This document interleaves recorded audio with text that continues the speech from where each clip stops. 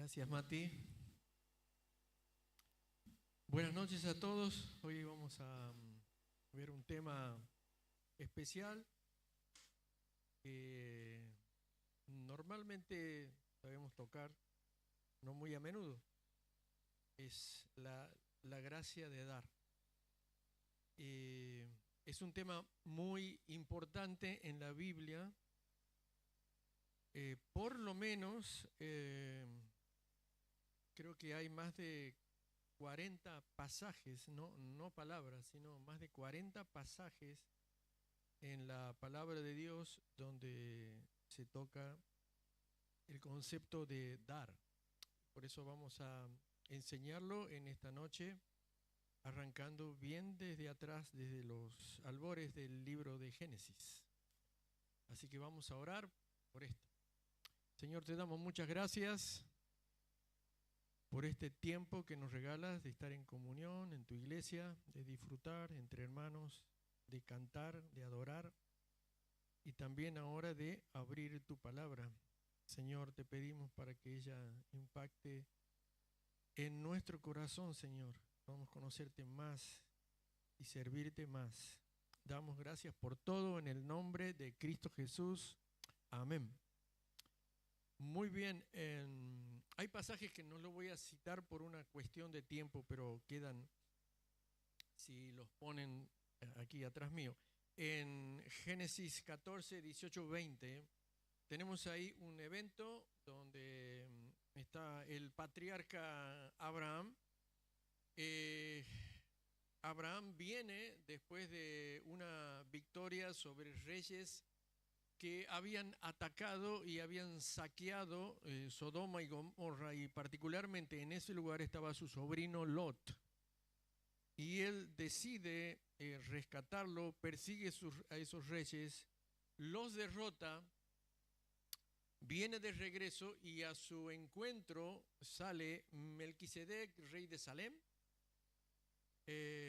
sacerdote del Altísimo, lo recibe con mucha gratitud y Abraham inicia algo que se llama los diezmos, porque le dio los diezmos del botín que él había logrado, aparte de haber rescatado a su sobrino Lot. Eso está en Génesis 14, 20, y ahí iniciamos el tema de lo que son los diezmos. Diezmo significa la décima parte.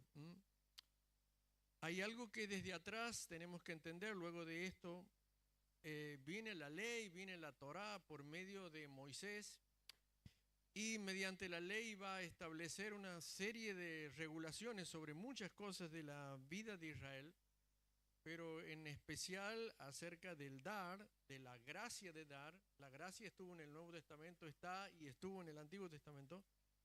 Regulaciones en cuanto a esto, a la gracia de dar. Pero Israel era una teocracia.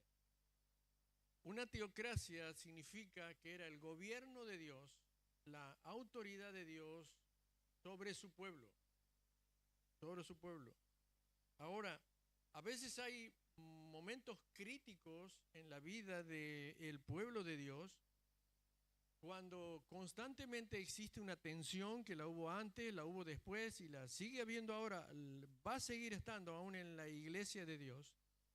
Es la tensión de que la ley dice con mucha firmeza que mientras Israel nació, avanza y sigue en su derrotero, no debía mirar a las naciones paganas, no debía imitar a las naciones paganas, no debía imitar la idolatría, sus modos, sus costumbres, sus ídolos, su manera aún perversa, su falta de moral. No debía hacerlo jamás, sino la bendición de Dios nunca estaría sobre Israel. Pero a veces vienen crisis. Hubo una crisis donde el profeta Samuel, está en 1 Samuel 8, ya es un hombre muy avanzado de edad, muy avanzado de edad, y en ese momento la teocracia funcionaba bajo profetas y bajo jueces. Y a él le sucedieron sus hijos, pero lo que hacían sus hijos no agradaba a Dios. De manera que en ese momento crítico el pueblo mostró el corazón que realmente tenía y fueron al profeta Samuel, y está en 1 Samuel 8:5 y dice, constitúyenos ahora un rey que nos juzgue. Y mire lo que dice después, como tienen todas las naciones.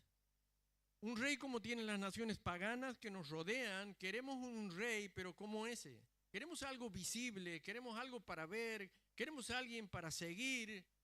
Y realmente Samuel se entristece profundamente, se desalienta profundamente. Y eso también muchas veces sucede, esa tensión hoy.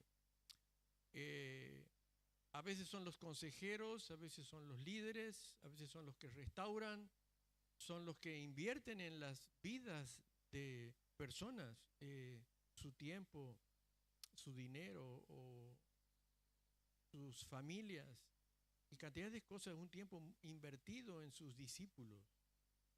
Y a veces ellos terminan dejando a Dios, amando a veces o deseando las cosas del mundo, lo que crea el mundo, lo que hace el mundo, lo que sigue el mundo, los ídolos del mundo, ¿no? Y en ese desaliento el profeta fue a Dios y en 1 Samuel 8:7 Dios le dice a él, no te han desechado a ti, Samuel, sino que me han desechado a mí para que no reine sobre ellos. ¿Sabe lo que ellos estaban diciendo al decir, no quiero que tú reines sobre nosotros, no quiero que tú gobiernes sobre nosotros? Y hoy en día también dice eso, no quiero que tú señorees en mi vida. Quizás estoy amando más las cosas del mundo que a ti. Y entonces Dios en su voluntad permisiva, Él concede, pero advierte, porque dice, permíteles que lo hagan. Permíteles que lo hagan, pero verá lo que sucede con ese hombre que ellos han elegido. ¿Cómo lo va a oprimir? ¿Cómo lo va a someter? ¿Cómo lo va a sujuzgar? ¿Cómo ese hombre los va a defraudar? Y de hecho fue así. Y en medio de todas estas regulaciones, ustedes dirán, ¿cuál es la conexión con el diezmo? Sí, es una gran conexión, porque el diezmo era para Israel un modelo de amor y de gratitud a Dios. Para entender el diezmo, cómo funcionaba, entonces, lo tenemos que dividir en 3 años, en ciclos que se hacían primer año, segundo año y tercer año. Quiero decir que el diezmo no tenía absolutamente nada que ver con dinero, sino que se diezmaba el producto de la agricultura y el producto de la ganadería. El primer año, el primer diezmo era un diezmo festivo, Deuteronomio 14, 22, 23. Voy a leer un poquito rápido, dice así, indefectiblemente diezmarás todo el producto del grano que rindiere tu campo cada año y comerás delante de Jehová tu Dios en el lugar que él escogiere para poner allí su nombre. El diezmo de tu grano, de tu vino, tu aceite, las primicias de tu manada, los ganados, y coma, y ahí para subrayar, para que aprendas a temer a Jehová tu Dios todos los días. El primer año se daba el diezmo, se juntaba el diezmo, lo guardaba para la familia, iba a un lugar donde Dios iba a escoger, que luego fue Jerusalén, iba la familia con el diezmo y lo gastaba en la familia. Dice, vamos a gastarlo y disfrutarlo en la familia. Y era una manera esto de decir, Señor, lo que tú nos has dado, lo que tenemos, lo que tú has provisto, te adoramos por lo que tenemos. Primer año, ese era el primer diezmo. El segundo año está en números 18, 21, 24. Es un poquito más largo, pero lo voy a tratar de acortar. Y dice, he aquí yo he dado a los hijos de Leví todos los diezmos en Israel por heredad para su ministerio, por cuanto ellos sirven en el ministerio del tabernáculo de la reunión. Estos levitas eran los sacerdotes. A esta tribu no se le daba bienes, no tenían inmuebles, no tenían sueldo, no tenían campos, no tenían ganado, no tenían nada. Lo único que hacían eran servir en el ministerio del servicio de adoración a Dios. El segundo año, el diezmo era, ¿para quién? Para los levitas. Y el dinero que se llevaba cada año iba a un lugar que se llama el alfolí. ¿Qué significa el alfolí? Un granero. Era un granero donde iban todos los productos. Por eso por ahí hay un texto en el libro de Malaquías donde muchas veces se tergiversa el texto, o sea, en muchos predicadores dice, si ustedes les han robado a Dios, pongan el dinero en el alfolí. Es un concepto de la ley, el diezmo es de la ley, y lo que está diciendo ahí a Dios, Dios que el pueblo de Israel no estaba siendo considerado con aquellos que estaban absolutamente dedicados a tiempo completo a servir a Dios en el tabernáculo y después luego lo hacían en el templo. Vamos al tercer año, Deuteronomio 14, 28, 29. A fin de cada 3 años sacarás todo el diezmo de tus productos de aquel año, lo guardarás en tus ciudades, y vendrá el levita que no tiene parte ni heredad contigo, pero el extranjero, el huérfano, la viuda que hubiere en tus poblaciones, comerán y serán saciados. Coma, para que Jehová tu Dios te bendiga en toda la obra que tus manos hicieren.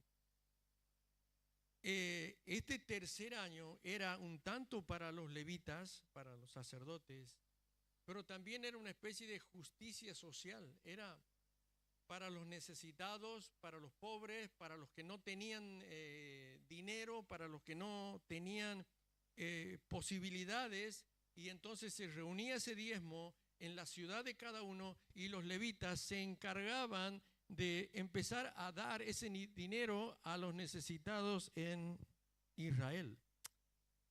El concepto del diezmo. Cada 7 años, Levítico 27, 1 al 7, la tierra descansaba. Se llama el año sabático.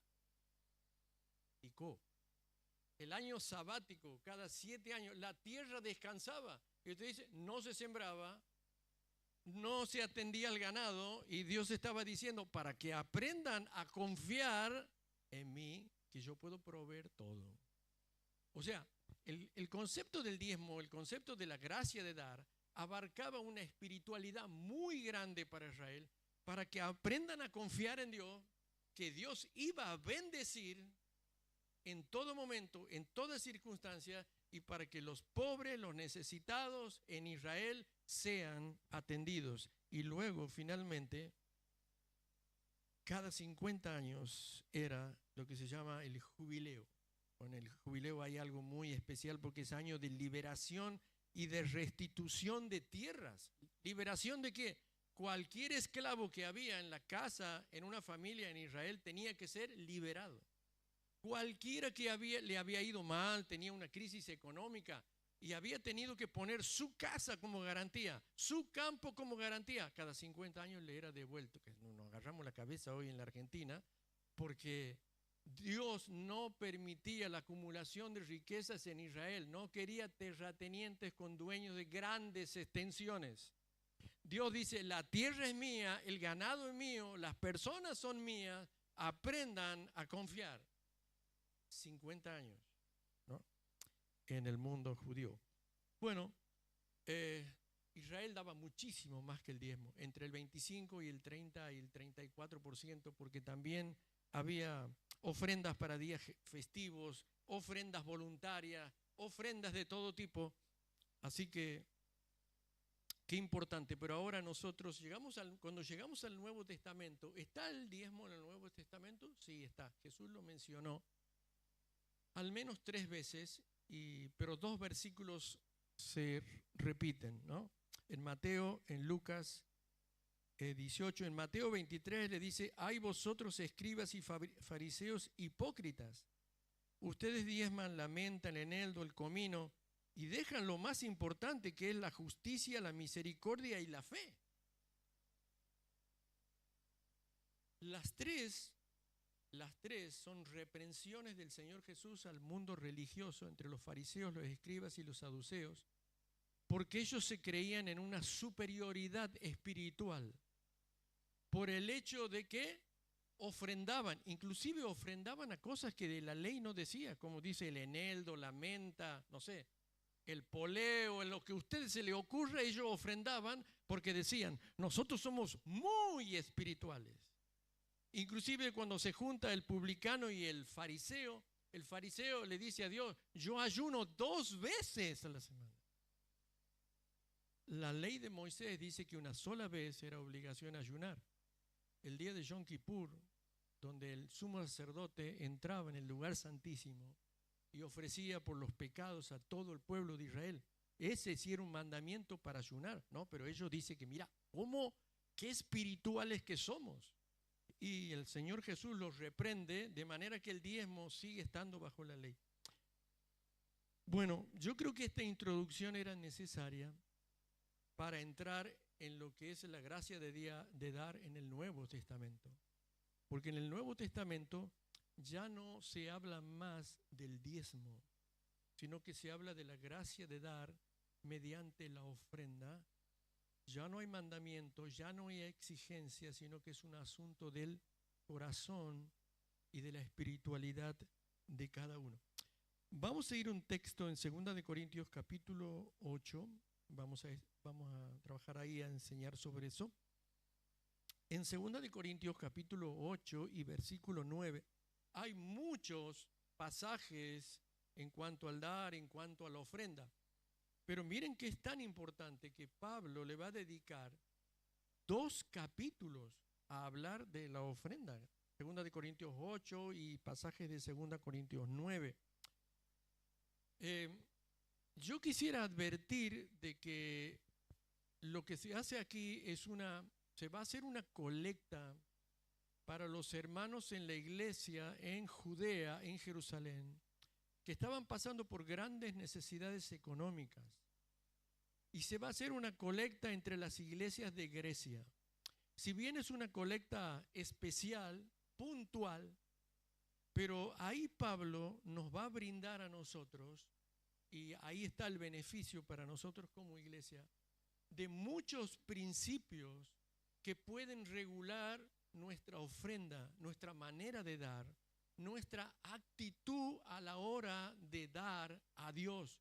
Y esos ya son principios universales. Entonces, si alguien quiere decir, no sé bien cómo es esto de la ofrenda en la iglesia del Señor. Bueno, aquí hay muchos principios.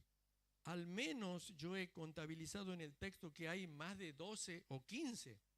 Pero si estudiáramos todo, estaríamos hasta las 12 de la noche aquí, ¿verdad? Pero vamos a ver algunos y ustedes después van a ver en casa los 2 capítulos. Capítulo 8, por favor. Vamos a ir nombrando los principios. Dice vamos a ver versículo 1 y 2. Aquí vamos a ver el privilegio concedido. Asimismo, hermanos, hacemos saber la gracia de Dios que se ha dado a las iglesias de Macedonia, que en gran prueba de tribulación y la abundancia de su gozo y su profunda pobreza abundaron en riquezas de su generosidad. Quien vio la Biblia ahí, el mapa de Grecia, va a ver que de la mitad para arriba es Macedonia, de la mitad para abajo es Acaya, ¿verdad?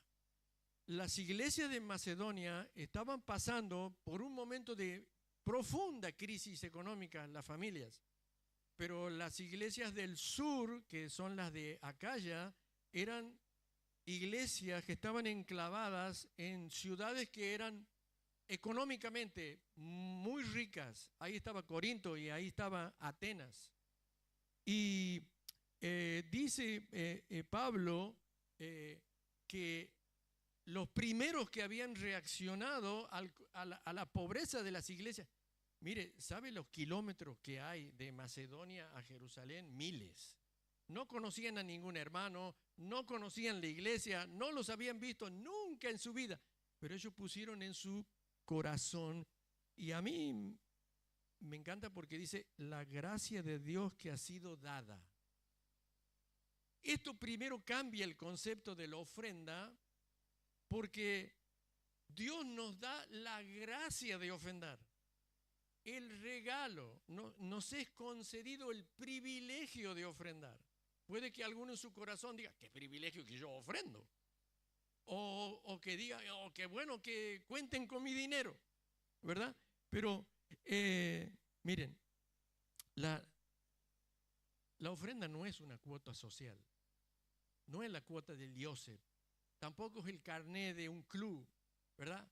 No, no es nada de eso, no es un monto fijo que estoy obligado a pagar, obligado a traer, exigido a traer por Dios, por la iglesia, por los líderes. No, es el privilegio que el Señor nos da de poder dar para Él. Por eso es que el primer principio para tomar, que es un privilegio que el Señor nos concede a cada uno de nosotros. Versículos 3 y 4 vamos a leer. Dice, pues doy testimonio de que con agrado han dado conforme a sus fuerzas y aún más allá de sus fuerzas, pidiéndonos con muchos ruegos que les concediésemos el privilegio de participar en este servicio de los santos. Quizá voy a ponerlo un poco en órbita. Las iglesias del sur de Corintio, a un año atrás, habían dicho, vamos a ofrendar, pero habían dicho, vamos a ofrendar, pero todavía no habían ofrendado. Eran las iglesias ricas. La iglesia del norte, las iglesias pobres, dice que le pedían a Pablo, por favor, queremos ofrendar. ¿Cuándo va la ofrenda? La ofrenda ya está. Los hermanos están pidiendo con muchos ruegos que quieren ofrendar para esta necesidad. Es que hay una diferencia enorme, ¿verdad? Los de abajo habían dicho hace un año, esto decían, queremos ofrendar ya. Bien. La palabra agradar significa hacer algo por voluntad propia. Tomar una decisión por voluntad propia. A veces cuando aquí decimos desde el púlpito, la palabra esa significa, más que lo que significa en el castellano, uno está tratando de interpretar lo que significa en el original de la Biblia, significa alguien que toma una decisión por sí mismo. No es que después de la cena del Señor decimos nosotros, bueno hermanos, llegó la hora de ofrendar, y ahí ofrendamos, ¿verdad? No es una exigencia, sino que aquí está diciendo que estaban respondiendo a una necesidad y ellos dieron con agrado y conforme a sus fuerzas y más allá de sus fuerzas. Realmente eran iglesias que estaban pasando por un momento muy difícil y ellos ofrendaron de corazón. Lo primero era un privilegio concedido, lo segundo era de la gracia de dar a la voluntad de dar. O sea, a ver, del deseo a la disposición, de la disposición a la disponibilidad y de la disponibilidad a estar dedicados a ofrendar. Porque siempre ofrendaban con regularidad. Versículos 5 y 7, en cada punto que estoy mencionando un principio para adoptar en cuanto a la ofrenda.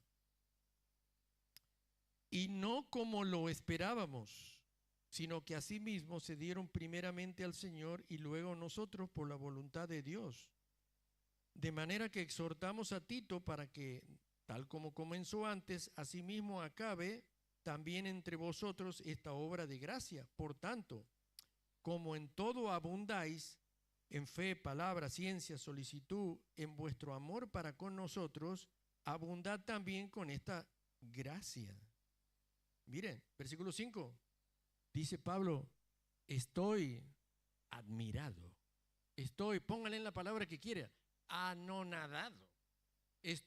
No sé qué palabra inventar para decir cómo esta iglesia en su profunda pobreza ha ofrendado lo que ha ofrendado. No sé qué decir, dice Pablo. No es como lo esperábamos. Y yo le pregunté, ¿qué esperaba Pablo vos? Y bueno, esperaba algo así, pero algo así. Hace muchos años conocí a un anciano de iglesia que, bueno, él no tenía muchas palabras para decir las cosas, pero a veces cuando le preguntaba, él decía, ¿y qué tal la reunión? Le decía yo, ¿y qué tal el mensaje? Y él decía, una exageración. ¿Cómo? Una exageración ha sido el mensaje, decía él. Y a mí, bueno, siempre me ha quedado eso, por eso yo decía que muchas veces le he dicho a los chicos en los campamentos que es una iglesia exagerada para todo, ¿no? Para cantar, para ofrendar, para jugar, para competir, para la comunión, para todo. Y de ahí una exageración, realmente, dice Pablo, lo que ellos han. Pero hay algo que es el núcleo.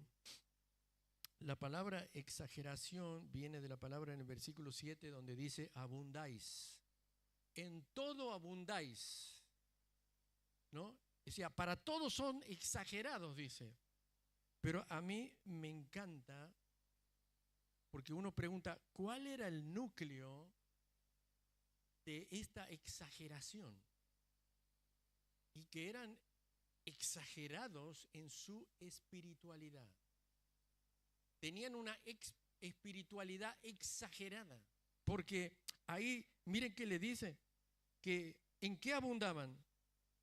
En confianza, fe, en palabra, en conocimiento, en ciencia, que significa discernimiento, en toda solicitud. No tendrían que estar toda la semana diciéndole, hay una colecta, hay una colecta, hay una colecta, ¿cuándo juntamos la colecta? ¿Cuándo traen el dinero? No, solicitud. Y en vuestro amor para con nosotros, bueno, ahora también abunden para esta gracia y para esta colecta. ¿Cuál es la clave detrás de la ofrenda para Dios? La espiritualidad. ¿Cuál es lo contrario? El criterio humano. Dice, no, si doy mucho voy a ser pobre. De ser mezquino para con Dios. Y es un concepto bastante difícil que tenga el creyente eso, sabiendo lo que significa Dios para nosotros. Es una cuestión de amor, es una cuestión de gratitud y de valoración para Dios. Estamos ofrendando para Dios. Por eso dice que ellos tuvieron un testimonio admirable. Segundo de Corintios capítulo 8, versículo 8 dice así: no hablo, dice Pablo, como quien manda, sino para poner a prueba por medio de la diligencia de otros. ¿Quién eran los otros? Los macedonios. También la sinceridad del amor de ustedes. Dice Pablo, mire, no es que yo lo quiera poner a prueba a ustedes, no, pero la colecta, la ofrenda de ellos, de los hermanos pobres, ya la tenemos nosotros guardadas. ¿Y la de ustedes? Ustedes empezaron hace un año, le dicen los de Corintios, pero todavía no pasa nada. ¿Qué vamos a hacer? No es que yo lo quiera poner a prueba. Disposición voluntaria. Bueno, vamos terminando. Yo creo que el centro neurálgico de toda la ofrenda está en el versículo 9. Lo deberíamos... Mati Forrey, que es un gran memorizador, ¿no? Un gran memorizador.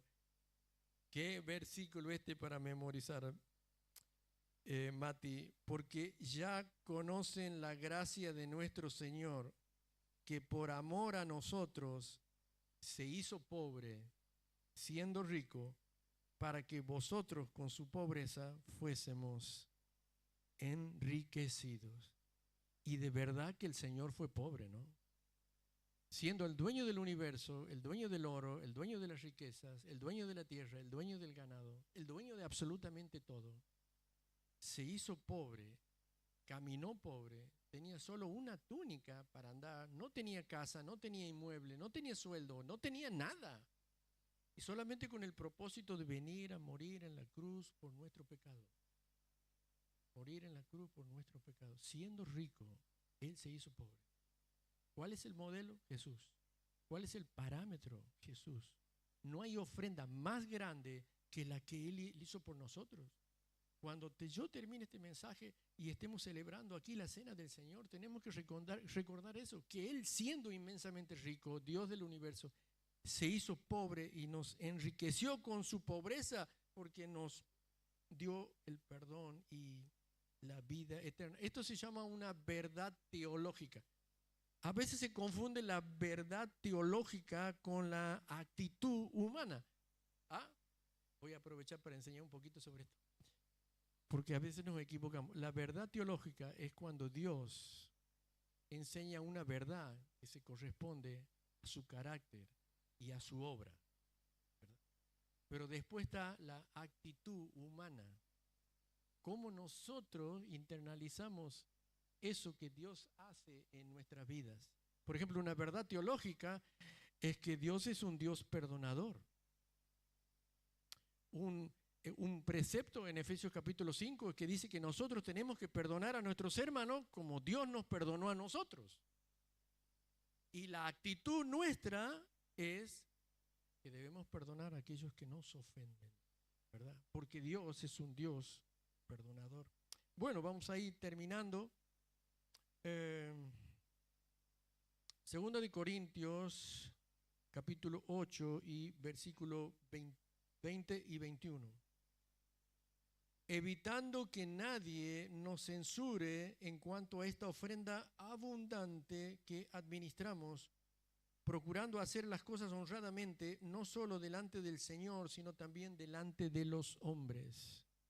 El manejo del dinero por parte de la iglesia. Realmente, a veces en el mundo evangélico hay demasiadas malas conductas en cuanto al manejo de las finanzas. Doy gracias a Dios por nuestro equipo de finanzas en la iglesia, de tantos años de manejar y de administrar finanzas, porque son personas íntegras, personas espirituales, personas entregadas al Señor, que saben que el dinero es del Señor y para la obra del Señor y para la extensión del reino de Dios. Celebro eso. Y el texto dice que no solamente eso, debemos ser íntegros para con Dios, pero también que debemos conducirnos honradamente delante de los hombres. Por eso todos los libros, las actas y las planillas de la iglesia están a disposición de cualquier miembro que quiera hacerlo en el momento que quiera. Doy gracias a Dios por eso. Bien, segunda de Corintios, vamos con dos últimos versículos, pero ya en el capítulo 9, versículos 6 y 7. Por esto digo, el que siembra escasamente también segará escasamente, y el que siembra generosamente, generosamente segará. Esto es ya una actitud. La ofrenda es una bendición, ¿no? Es una bendición para todo aquel que ofrenda, y aquí el texto hay un principio que no podemos ser escasos ni amarretes para con Dios. Cada uno dé como propuso en su corazón, no con tristeza ni por necesidad, porque dice que Dios ama al dador alegre. Avancemos en lo que nosotros hemos prometido, demos según lo que nosotros tenemos. Dios no pide que nosotros demos lo que no tenemos, sino lo que nosotros proponemos en nuestro corazón. Y finalmente, 2 Corintios 9, 12 al 15, capítulo 9, 12. El que da semilla al que siembra y pan al que come, proveerá y multiplicará vuestra sementera, aumentará los frutos de tu justicia, para que estés enriquecido para toda liberalidad, la cual produce por medio de nosotros acción de gracias a Dios. Porque la ministración de este servicio no solamente suple lo que a los santos les falta, sino también abunda en muchas acciones de gracias. Y al final dice en el versículo 15, gracias a Dios por su don inefable. Miren, da para mucho más el texto, pero es increíble el impacto de la ofrenda. A una iglesia que ellos no habían visto nunca, a hermanos que no conocían. Ofrendaron las iglesias de Macedonia y Pablo animó y desafió a Tito para que las iglesias de Corinto lo hagan. Se juntaron las dos colectas y fueron mandadas a Jerusalén. Y ese fue el primer desafío y la primera bendición. Pero la segunda bendición fue la iglesia de Jerusalén y todo Judea arrodillada delante de Dios, dando gracias a Dios por el corazón de esos hermanos. Uno nunca sabe, porque cuando uno pone un dinero, una moneda, es como una semilla que fructifica y uno no sabe. Hay familias que no tenían que comer, gente que no tenía que vestir, gente que estaba en su profunda pobreza y que arrodillados en los grupos pequeños decía, damos gracias a Dios por el corazón de esas iglesias, porque las iglesias del Señor no te abandonan, porque los hermanos no te abandonan, porque siempre están al pendiente de las necesidades de la iglesia. Esa es la iglesia de Dios en todo el mundo. Nunca vas a saber cuál es el impacto de tu ofrenda para el Señor. Y esos hermanos oraban y decían así, Señor, bendice todas esas personas de Macedonia que en su profunda pobreza ofrendaron.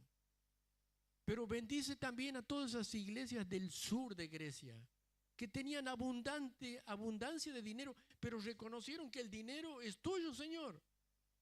Y ellos también, Señor, bendícelos, prospéralos, dales más dinero, que les vaya bien en sus profesiones, en sus bienes, en sus trabajos, porque ellos tienen un corazón para dar. Tienen un corazón para dar.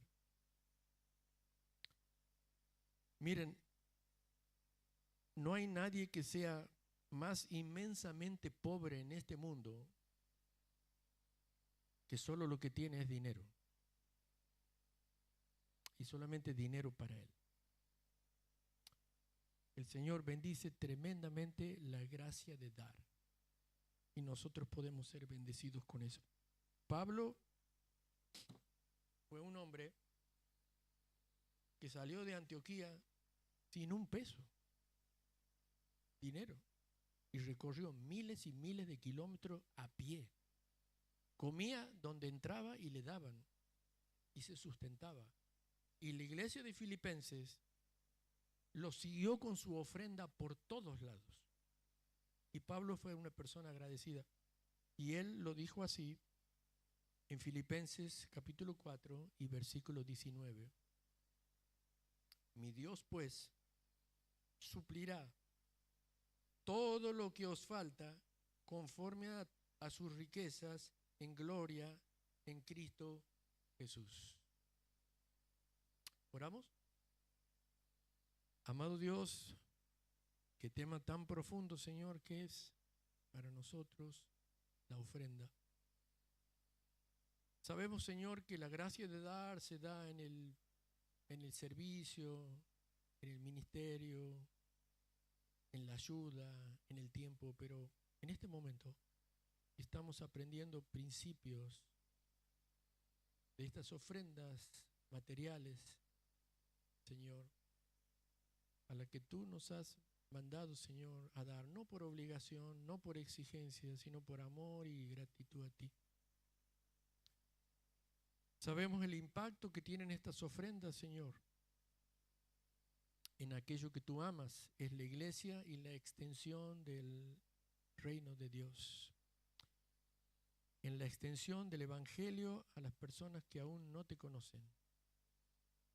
Sabemos que esta ofrenda impacta en esas cosas. Gracias, Señor, por el privilegio de poder participar. Sabemos, Señor, que tú suplirás todas nuestras necesidades conforme a que todas las riquezas, Señor, son tuyas. Y tú, Señor, te agradas con el dador alegre. Dejamos, Señor, todo en ti, orando en el nombre de Cristo Jesús. Amén.